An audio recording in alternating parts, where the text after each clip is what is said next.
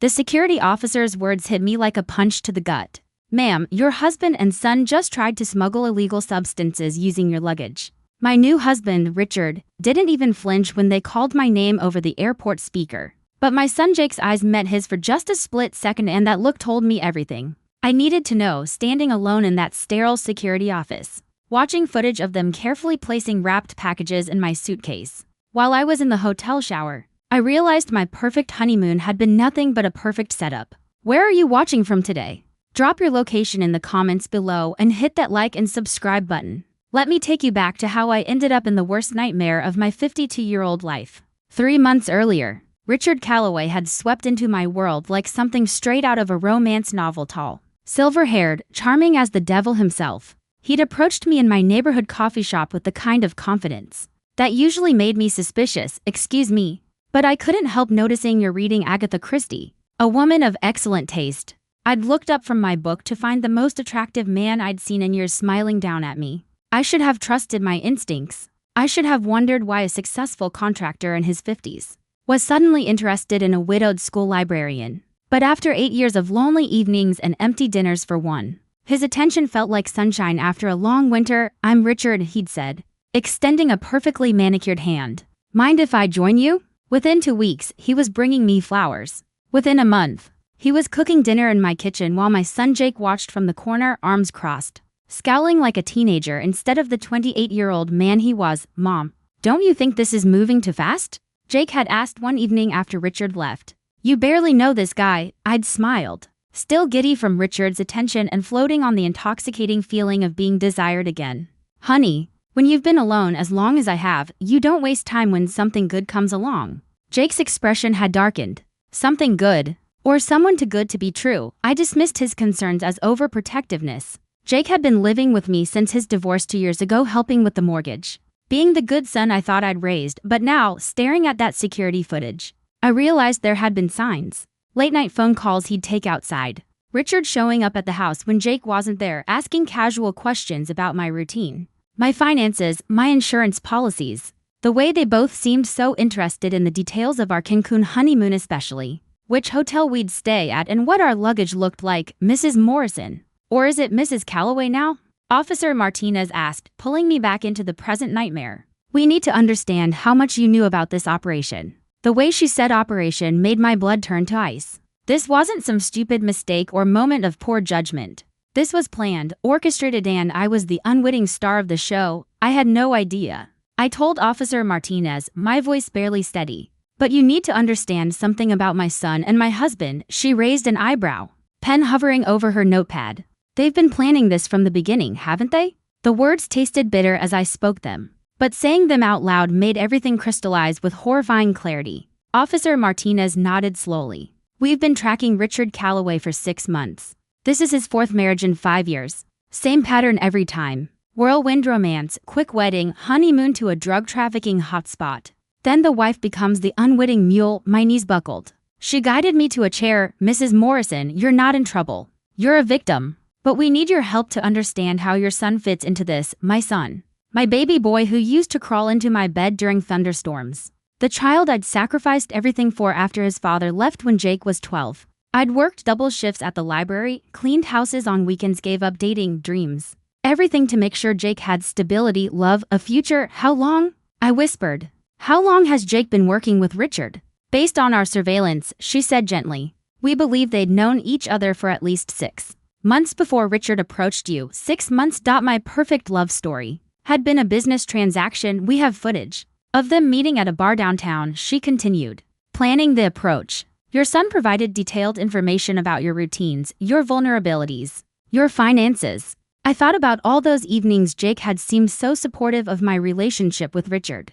Mom, you deserve happiness, he'd say. Richard's good for you, you're glowing. I'd been so grateful for his approval, so relieved that my 2 favorite men were finally getting along. The memory made my stomach twist. Now they played me perfectly, I said, more to myself than to Officer Martinez. Your son was promised 30% of whatever they could extract from you, she explained. Your life insurance, your house equity, your retirement savings. Richard specializes in widows and divorcees with assets but limited family connections. She paused, Studying my face, Mrs. Morrison, did you recently update your will or insurance beneficiaries? My heart stopped. 2 weeks after we got engaged, Richard had suggested we both update our wills to protect each other. He even recommended a lawyer, his friend. He said I should update everything. My house, my life insurance, my retirement accounts. Everything now went to Richard, with Jake as the secondary beneficiary. Oh, God, I breathed.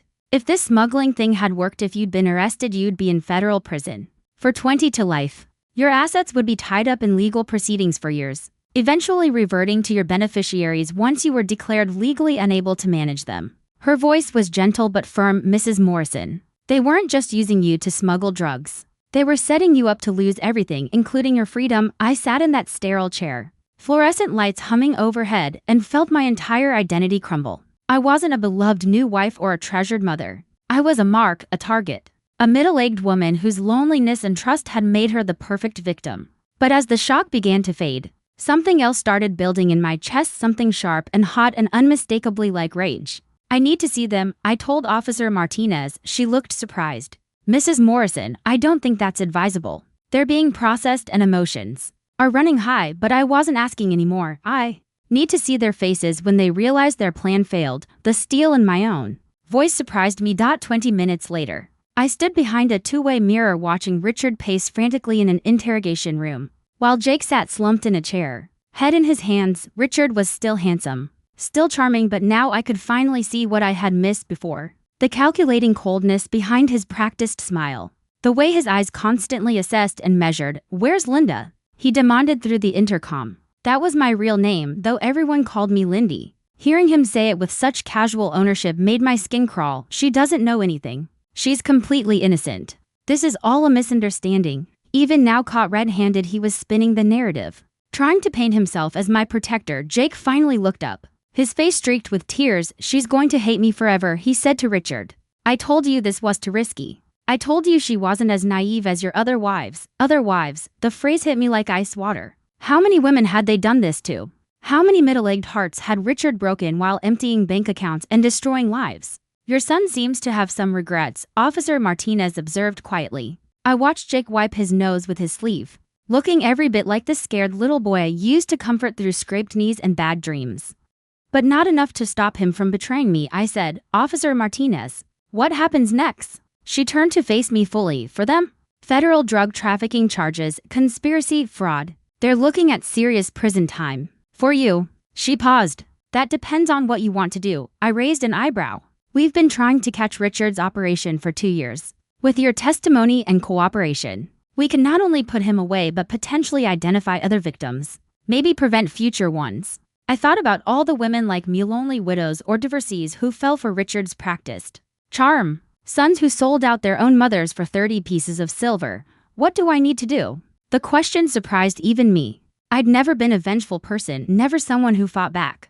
But I'd also never been betrayed this completely before. Testify, she said. Help us understand the timeline, the manipulation tactics, the financial component. Your marriage to Richard gives us access to evidence we couldn't get otherwise. She hesitated. Mrs. Morrison, this won't be easy. Your son will likely try to minimize his involvement, make you feel guilty for pursuing charges. Richard will try to convince you he really loves you, that he was coerced or threatened. Through the glass, I watched Richard check his expensive watch, the same one I'd helped him pick out for our wedding. He'd told me it was a family heirloom. But now I wondered how many other wives had heard that same lie. When I married him 3 days ago, I said slowly, I promised to love, honor, and cherish him. I promised for better or worse, for richer or poorer. Officer Martinez nodded sympathetically. I understand if you need time to think about. I also promised to be faithful, I interrupted, my voice growing stronger. And faithfulness works both ways. He broke those vows the moment he saw me as a mark instead of a wife. I turned away from the mirror, my decision fully formed. When do we start? The old Lindy Morrison would have made excuses for them, found ways to blame herself, tried to salvage the relationships at any cost. But that woman had died in that airport security office while watching footage of her own son and husband plotting her destruction. The woman walking out of there was someone entirely new, someone who understood that sometimes the people you love most are the ones capable of hurting you worst. And sometimes, just sometimes, they deserve exactly what they get. The next morning, I sat in Assistant District Attorney Sarah Chen's office, wearing the same clothes I'd traveled in because everything else was still evidence. Sarah was younger than I'd expected, maybe 40, with a sharp intelligence. That reminded me of my best students. Double quotes, Mrs. Morrison, I've reviewed your case, and I want to be completely honest with you about what you're facing. She spread several photographs across her desk, pictures of Richard with 3 other women, all around my age, all looking blissfully happy on what appeared to be honeymoons. Margaret Stevens, 58, Sarah said, married Richard in Atlantic City, honeymooned in Jamaica. She's currently serving 15 years for drug trafficking. My stomach clenched. Patricia Williams, 55, married him in Vegas, honeymooned in Colombia. She died in federal prison last year from a heart attack. I stared at Patricia's photo, her kind eyes, her softly graying hair. She looked like someone who baked cookies for her grandchildren. She was diabetic.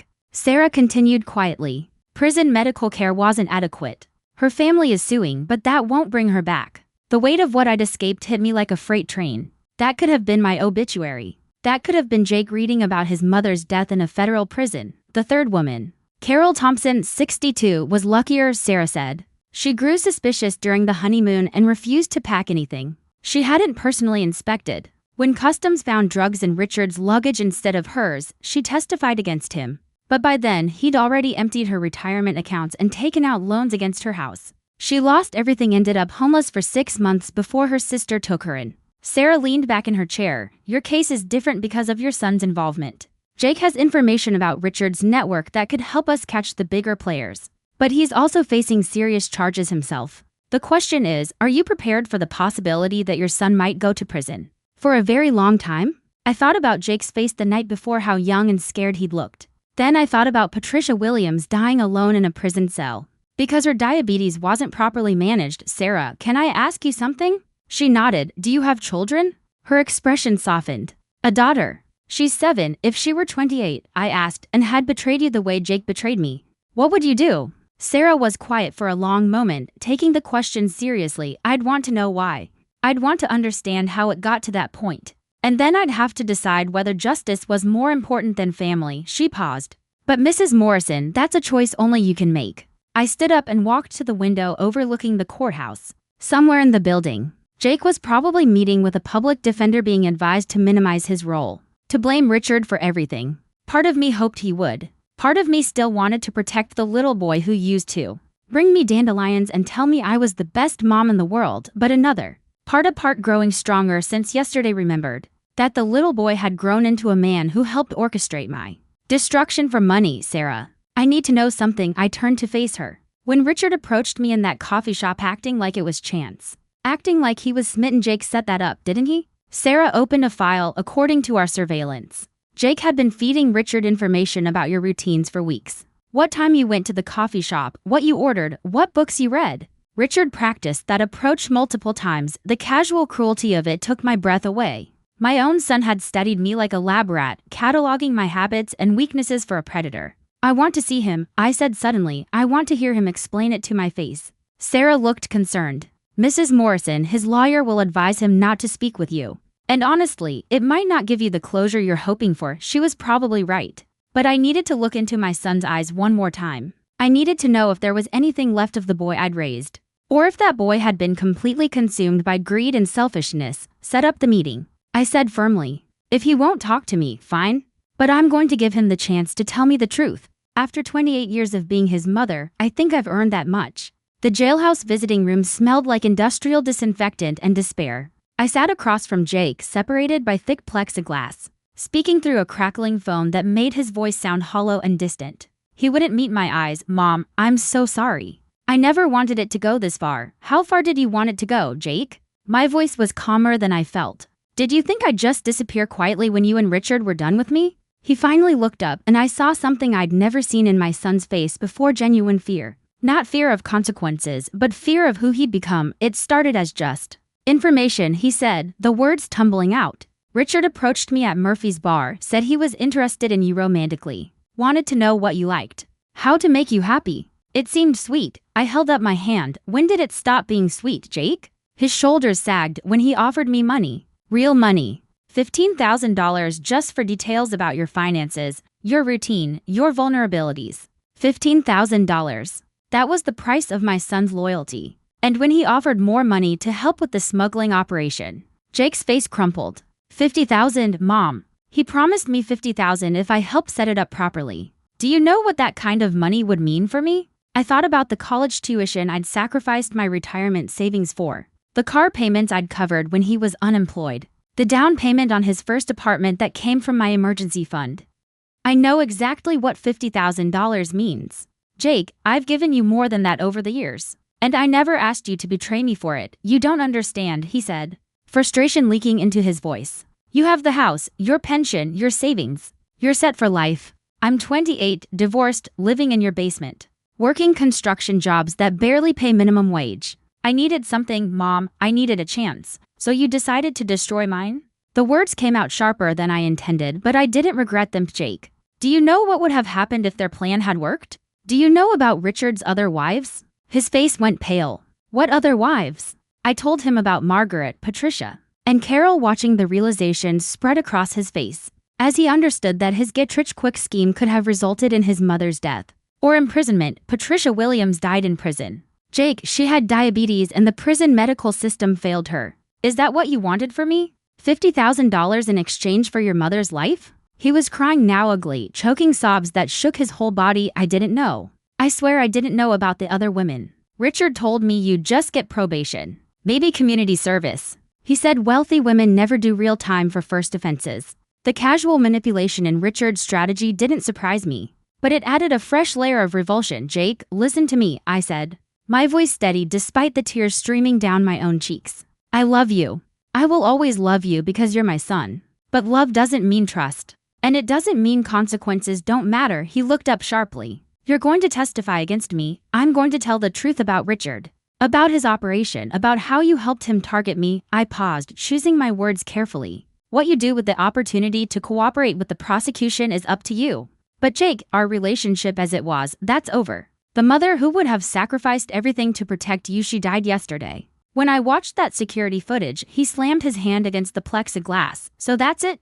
28 years of being your son, and you're just going to throw it away? I stood up slowly, the clarity like a blade. You threw it away the moment you decided I was worth more to you as a victim than as a mother. I hung up the phone and walked away, leaving Jake shouting my name through the glass dot in the parking lot. I sat in the rental car Sarah's office had provided, and felt something I hadn't experienced in years. Not grief, not anger, not betrayal, though all of those were still there. What I felt was freedom, real freedom. Freedom from carrying the weight of protecting people who were perfectly willing to destroy me. Freedom from feeling obligated to forgive the unforgivable just because we happened to share DNA. My phone buzzed.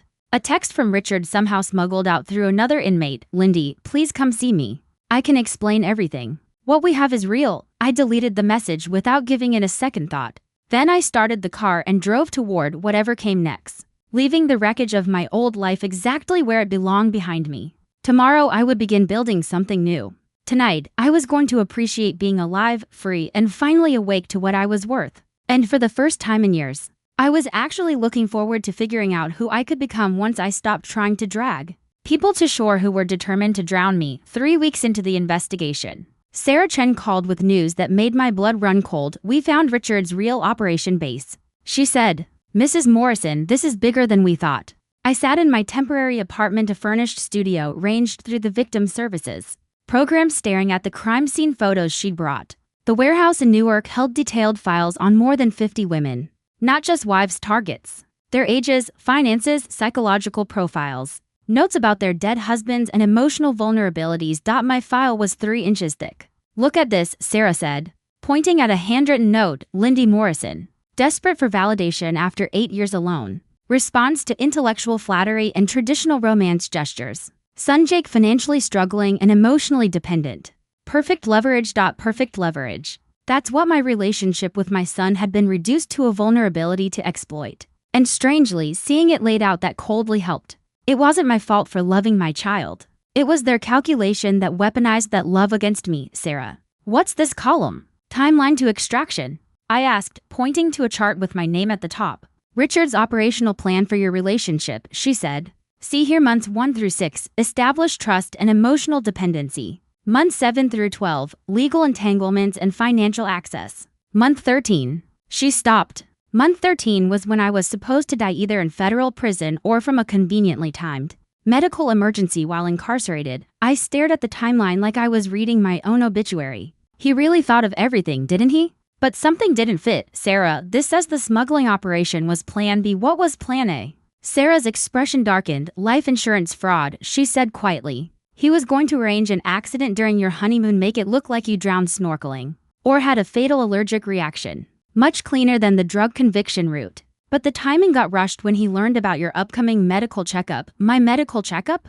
I blinked. Oh, my annual physical. Dr. Richards wanted to update my prescriptions and run routine tests. Sarah nodded. He couldn't risk a doctor finding anything that might complicate the insurance payout. So he switched to Plan B. Frame you for drug trafficking and let the justice system do his dirty work. I walked to the window, trying to process all of it. Below, normal people lived normal lives, completely unaware that predators like Richard Calloway moved among them, studying weaknesses, cataloging vulnerabilities, planning destruction. How many women did he actually kill, Sarah? We're still investigating, she said. But so far at least 7 confirmed deaths, possibly more. Heart attacks in prison, suicides in custody. 1 car accident right before trial that we now believe was staged. 7 women. 7 mothers, daughters, wives. Women who trusted the wrong charming man and paid for it with their lives. My phone rang, an unfamiliar number. Sarah nodded for me to answer and gestured toward the recording equipment she'd set up. Hello?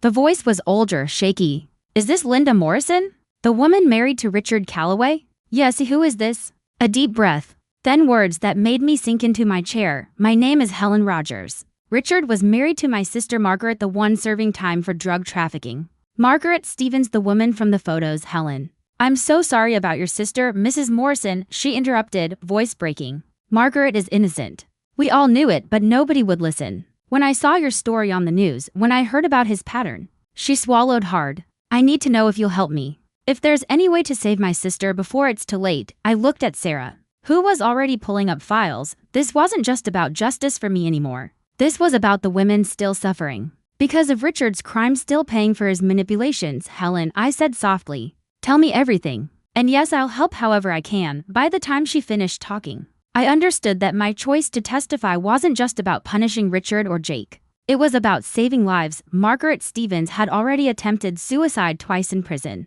Carol Thompson was living in a homeless shelter because Richard had wiped out her accounts and destroyed her credit. And somewhere out there, his network was probably already lining up their next target. Sarah, I said after Helen hung up, I want to do more than just testify. I want to help you catch all of them.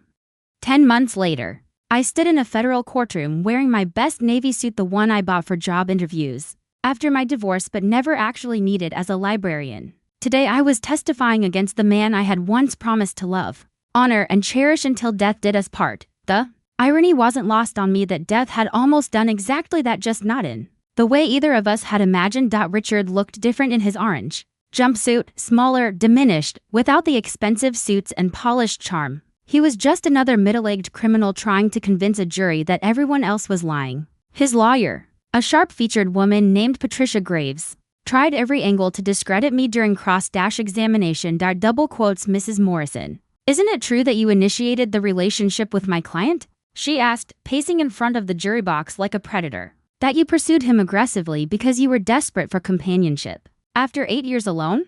I met her gaze head-on. Ms. Graves, I was reading a book in a coffee shop. Your client approached me with a rehearsed line about Agatha Christie that we now know he used on at least 6 other women. If you consider sitting quietly with a novel to be aggressive pursuit, I'd hate to see what you think actual flirtation looks like. A few jurors tried unsuccessfully to hide their smiles. Graves switched tactics. You've admitted that you updated your will and insurance policies to benefit Mr. Calloway.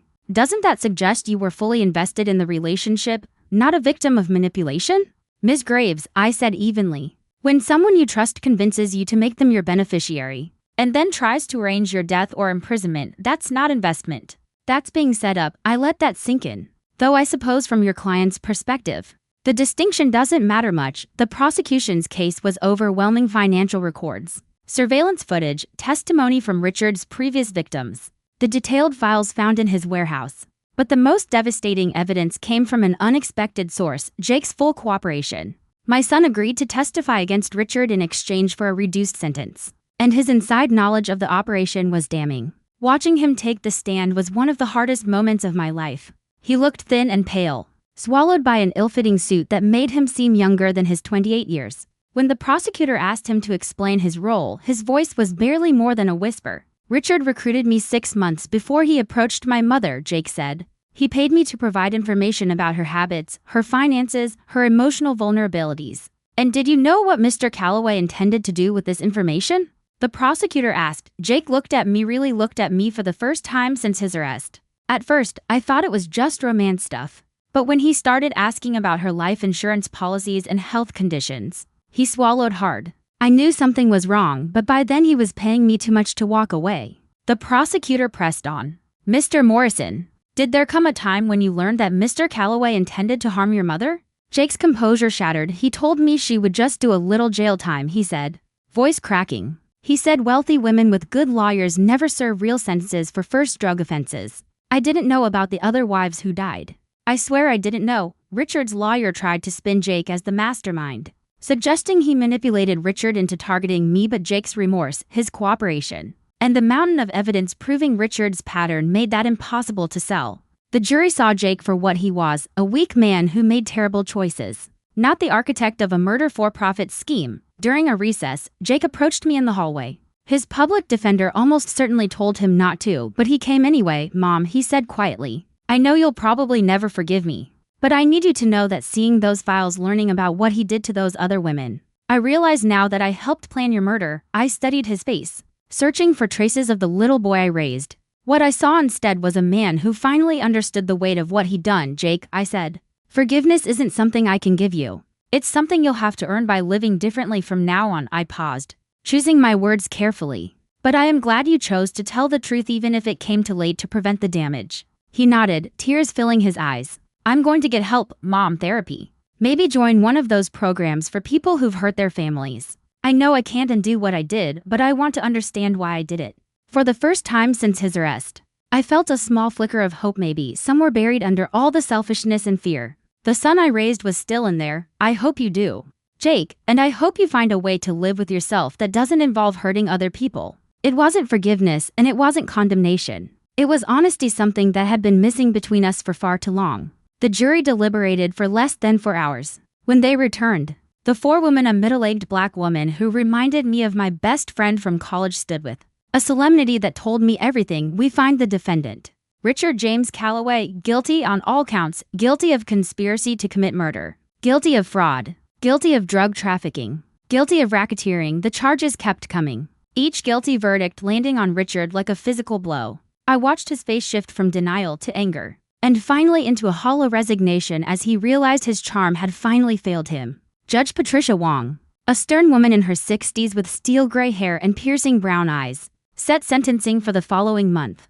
But before the bailiff escorted Richard out, she had words for him. Mr. Calloway, in 30 years on this bench, I've seen criminals cause immeasurable harm through violence, greed, and callousness. But rarely have I seen someone weaponize trust and love as systematically as you have. She fixed him with an unwavering stare. You didn't just commit crimes, Mr. Calloway, you corrupted the most fundamental human connections: marriage, family, love itself, and turned them into tools of exploitation. The sentence you receive will reflect not only the harm you caused, but the particular cruelty of how you caused it. Outside the courthouse, reporters swarmed me. I'd become an unexpected local celebrity, the librarian who survived a murder plot and helped bring down a criminal network. Double quotes. Mrs. Morrison, how do you feel about the verdict? One shouted. I'd prepared a statement, but looking at the cameras, I chose honesty instead. I feel relieved that Richard Calloway will never hurt another woman the way he hurt me and his previous victims. But mostly, I feel sad that it took so many women suffering and dying for the system to take this seriously. I paused, thinking of Margaret Stevens still sitting in prison for a crime Richard committed. This verdict is just the beginning. There are still innocent women in prison because of Richard's manipulations. And there are still predators out there using the same tactics. A reporter from Channel 7 pushed closer. What's next for you, Mrs. Morrison? A fair question, and one I'd been asking myself every day. What did a woman do after learning her entire life had been used as bait? How did she rebuild when everything she trusted had been engineered to destroy her? I'm going to spend the rest of my life making sure other women don't go through what I went through, I said simply. There are patterns to this kind of predatory behavior, warning signs that can save lives. If people know what to look for, I'm going to make sure they know. That evening, I sat in my small apartment with Helen Rogers and Carol Thompson. We'd formed an unlikely sisterhood, the survivors and the families of Richard's victims. Carol had driven up from North Carolina, where she'd been living with her daughter since losing her house. Helen had flown in from Michigan using borrowed money just to attend the trial. "What do you think his sentence will be?" Carol asked. She looked far older than her 62 years. The stress of losing everything had carved itself into her face. "Sarah thinks life without parole," I replied. "With the murder charges and the federal racketeering conviction, he'll never see the outside of a prison again." Helen was quieter, picking at the Chinese takeout we'd ordered. "I keep thinking about Margaret," she said finally. "She's been in prison for 3 years now for something she didn't do. Even if we get her conviction overturned, we can't give her back those years." "She was right and the truth sat heavy between us, Helen," I said gently. "Sarah told me there's been real progress on Margaret's appeal. The evidence from Richard's warehouse, his conviction, Jake's testimony about the pattern, it's all grounds for overturning her case. It might take time, but there's real hope now." Carol looked up from her food. "You know what the hardest part is?" Carol said quietly. "It's not the money. It's not losing the house. It's trusting myself again. How am I ever supposed to believe someone actually cares about me? And not just what they can take from me?" Her words lingered in the air. None of us had an answer, because that more than the financial ruin or the danger was the deepest wound Richard had left behind. He hadn't just wrecked our lives. He'd poisoned our ability to trust, to love, to believe in genuine connection. From now on, every new relationship would come with the heavy knowledge of how completely we'd been fooled. But sitting there with Helen and Carol, talking and comforting each other, I realized something important. Richard had tried to break our faith in other people, but he hadn't succeeded. We were 3 women who barely knew one another before all this. Brought together only by trauma, and still, we were showing each other a kind of care that was real. Maybe healing wouldn't come from learning to trust blindly again, but from building new connections slowly, carefully, with people who proved through their actions that they were worthy of trust. The call came at 6:00 a.m. on a Tuesday morning, 3 weeks before Richard's sentencing. Sarah Chen's voice was tight, part excitement, part barely controlled anger. "Mrs. Morrison, we found them. We found Richard's partners." I shot a pride in bed. Partners? During the trial, we'd heard hints that Richard's operation was to organize to be a one-man job, but the investigation had focused almost entirely on him and his direct victims. Sarah continued, "His handlers. The people who backed him financially and helped launder the money." "Mrs. Morrison, Richard wasn't the mastermind. He was middle management." Her words hit me like ice water. "Can you come to my office immediately? There's something you need to see, and we have to move fast." An hour later, I was in her office staring at surveillance photos of people I'd never seen before, except for one face that made my stomach drop. That's Dr. Martindale," I whispered. "My insurance agent. The man who had helped Richard and me update our policies. Who'd seemed so warm and supportive about our supposed desire to protect each other financially." "Dr. Anthony Martindale," Sarah said. "Licensed insurance agent and certified financial planner. He's been working with Richard for over 5 years, identifying targets and setting up the financial side of their operations." She laid out more photos. "Here he is with Patricia Williams' insurance claim. Here with Margaret Stevens' policy. And here," she slid another photo toward me, "here he is meeting with your son, Jake, 2 months before Richard ever approached you." The betrayal hit harder than I expected. Jake hadn't just fallen into Richard's orbit, he'd been pulled in by a coordinated network that studied me, evaluated my worth, and decided I was valuable enough to kill.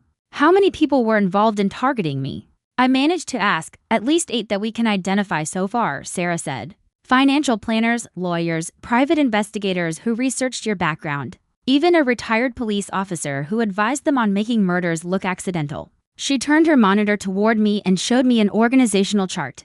My name sat in the center of a web of people, some strangers, some chillingly familiar. "Sarah, is that Judge Morrison?" I asked, pointing to a name in the corner, feeling sick. "Please tell me that's not." She nodded grimly. "Judge Harold Morrison, the probate judge who would have handled your estate. He was paid to expedite certain proceedings. The scale of it was overwhelming, an operation that reached into legal offices, financial institutions, even law enforcement. How did you find all this?" I asked. "Anonymous tip," she said, allowing herself a small smile. "Someone sent us a storage unit key. Inside, we found records going back 8 years, financial statements, operational plans, victim profiles, even recordings of planning meetings." She paused. "Mrs. Morrison, I think someone inside the network panicked after Richard's conviction and decided to expose everything." My phone buzzed. A text from an unknown number. The storage unit was just the beginning. Check your email. Sarah motioned for me to look. In my inbox, an encrypted account had sent a single attachment, a video titled Morrison Planning Meeting. MP for. I clicked play. Richard's voice filled the room, calm, calculated, chillingly familiar. Linda Morrison is perfect. Isolated, financially stable, emotionally vulnerable after her husband's death. Her son is desperate enough to help, and she trusts authority figures implicitly, the video showed. Richard at a conference table with 6 other people including Dr. Martindale and Jake. Then came the line that made me gasp. The timeline is accelerated because we have competition, Richard said. There's another group targeting her, Richard said in the video, but they're planning a romance scam that could take years. Our approach is more direct and profitable, another group. There had been multiple criminal organizations competing to destroy me. Then Jake's voice came through, clear and unmistakable. She's already updating her will based on what Richard suggests. The life insurance changes go into effect next month. My son hadn't just helped Richard, he'd been giving operational updates to a room full of conspirators who were planning my murder. Mrs. Morrison, are you okay? Sarah asked gently. Only then did I realize I'd been holding my breath. Sarah, who sent this video? Who's helping us? She shook her head. We don't know. But whoever it is, they have access to the highest levels of this organization and they're giving us everything we need to shut it down. As if on cue, my phone rang again. Same unknown number. I put it on speaker. Mrs. Morrison, a voice said, electronically altered, impossible to identify. I was part of Richard's operation. I helped target you, and I'm sorry. But I'm done being part of something that kills innocent people. Why are you helping us? I asked, my voice steadier than I felt, because my daughter is getting married next month. The caller said, and yesterday I realized that in 10 years, she could end up like you. Someone could target her the same way we targeted you. I can't live with that. The voice continued, there are more storage units. More evidence. And Mrs. Morrison, there are 3 other women currently being targeted by the network. If we move fast enough, we can save them before it's too late. I looked at Sarah, feeling everything inside me settle into a single, clear decision. This wasn't just about justice anymore, it was about prevention. Tell us where to look, I said into the phone. And tell us how we stop them before they kill anyone else. 6 months later, I stood in a ballroom at the downtown Marriott, looking out at 200 faces, one of the most unlikely audiences of my life. Crime victims, federal agents, prosecutors, social workers, journalists, all attending the first annual conference on predatory relationship fraud. I'd helped organize it. But I never imagined this many people would care about an issue most of society preferred to ignore. Ladies and gentlemen, I began, my voice carrying through the microphone. 18 months ago, I was a 52-year-old librarian who thought the most dangerous thing in my life was an overdue book fine. Today I'm speaking to you as someone who survived a coordinated murder plot orchestrated by people I trusted most in the world. The room went completely silent. I'd learned that honesty, raw, unsoftened, captured attention faster than any polite introduction. I'm here because the network that targeted me was just one of dozens operating across the country. And because in the time it took to bring Richard Calloway to justice, his colleagues successfully murdered for more women, and are currently targeting at least 12 others. I clicked to the first slide. Photographs of Richard's confirmed victims. These women died because they believed in love, because they trusted family members, because they assumed financial advisors, insurance agents, and lawyers were here to help them, not hunt them. My voice caught slightly when Margaret Stevens' picture appeared. She had been released from prison 2 months earlier, but 3 years of wrongful incarceration had permanently damaged her health. But today isn't about the victims who didn't survive, I continued. Today is about the ones we can still save. Another slide, the organizational chart Sarah and I had created with help from our anonymous informant, who we eventually learned was Dr. Martindale's former assistant. Predatory relationship fraud follows predictable patterns, I explained. The perpetrators target specific demographics, use repeatable manipulation techniques, and leave traceable financial footprints. For the next hour, I walked them through everything we'd uncovered. How new romantic partners sometimes show unusual interest in financial details. How isolation tactics work. How family members get recruited. How networks of lawyers, financial advisors, and even judges can be corrupted to facilitate these crimes. The hardest lesson for me, I said near the end, was accepting that my son's betrayal wasn't a moment of weakness. It was a calculated business decision, facilitated by people who knew exactly how to weaponize family relationships. I paused. Several audience members nodded slowly, painfully. Jake is serving 3 years in federal prison and will be on supervised probation for 5 more. We speak occasionally supervised conversations. where he's trying to understand the psychological manipulation he both experienced and contributed to. I don't know if we'll ever have a real relationship again, but I hope he uses what he's learned to help other families avoid what happened to us. The questions afterward were thoughtful, sometimes heartbreaking, and I answered each one as honestly as I could.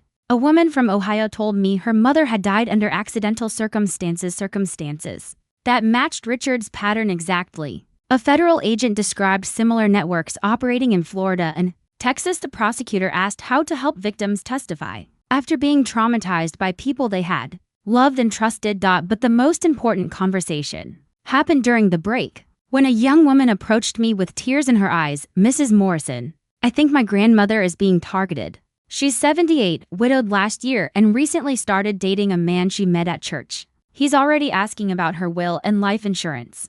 We spent 20 minutes going through the warning signs, the rushed pace of the relationship, the casual but pointed questions about family dynamics and financial security, the way he'd started isolating her from friends who had concerns. "What should I do?" she asked, voice desperate. "We're going to help you," I said, and I meant it completely. "Here's my card, and here's Sarah Chen's number. Call her tomorrow morning and explain everything.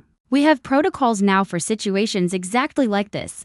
The relief on her face reminded me exactly why this work mattered. That evening, I sat in my new apartment, a bright 2-bedroom place I'd bought with the settlement money from my insurance company, which had paid out handsomely rather than face a lawsuit over their agent's criminal activities. My landline rang.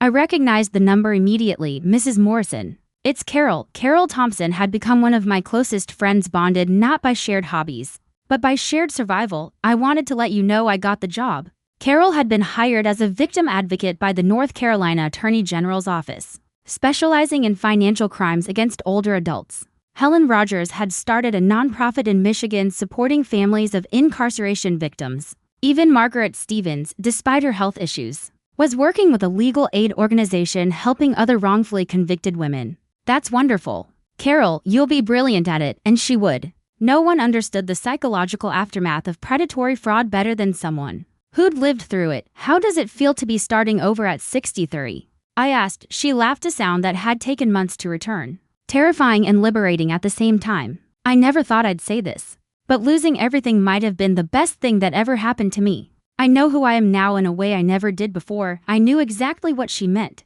The woman who had sat in that coffee shop 18 months ago, reading Agatha Christie and hoping for romance, had been naive in ways that nearly killed her. The woman I'd become was harder, more suspicious, less trusting, but also stronger, more independent, and absolutely certain of her own worth. My phone buzzed with a text from Sarah. "Final verdict on the network prosecutions. All 8 defendants convicted. Judge Morrison got 20 years. Dr. Martindale got life without parole. Anonymous informant has been relocated with new identity. Justice served." I smiled and poured myself a glass of the good wine I'd started buying, another promise to myself that life was too short to save nice things for special occasions. Tomorrow, I'd wake up in my own home, make my own decisions, and spend my day helping other women avoid the trap I'd barely escaped.